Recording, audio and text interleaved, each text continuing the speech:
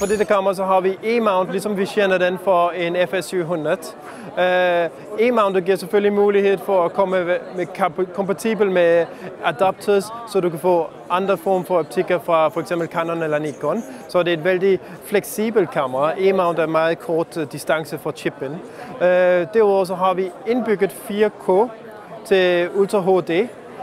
Og i fremtiden så kommer der en opdatering, så du kan køre 4K som i 4K 4000 pixels.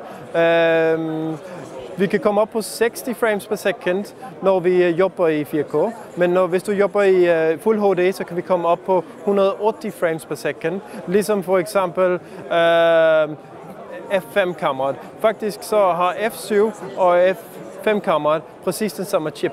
Så du har native 2000 ISO, og du har den høje frame rate, som vi forventer i begge kameraer.